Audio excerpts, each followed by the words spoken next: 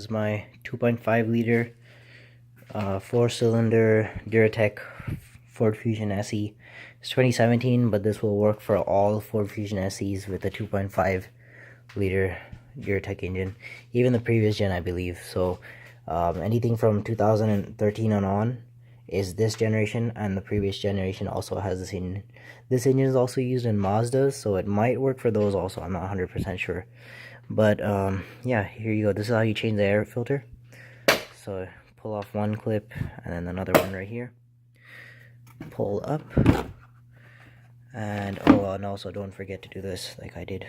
So there's a little air intake sensor. It just senses the purity of your oxygen. You have to remove this so you can completely remove this and actually reach the air filter. Now let's grab it from one of those mesh structures. So yeah, this is my air filter. My car is brand new, so the air filter is as good as new. But I'm assuming you're watching this video because you want to replace yours, which means your car is not brand new. So to put it back, the same thing, you put it face down because the air can only flow in one direction. If you put it the other way, it won't even close. So just make sure to do that. It's all the way in. Now there are those little holes over there. There are 3 holes. This top half has to line up into those right over here to make sure that happens, and then push it back into place. So line up on all 3 sides. This was harder than I expected. This was a lot easier the first time.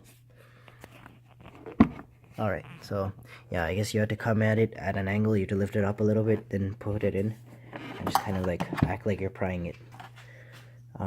Yeah, now put in these 2 clips first before you put on the sensor, just so that you secure it down and nothing moves. There.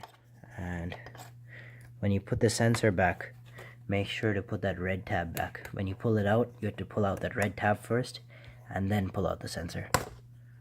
The clip for the sensor, and the wiring for the sensor. So there you go. That's how you look at the air filter. Thanks.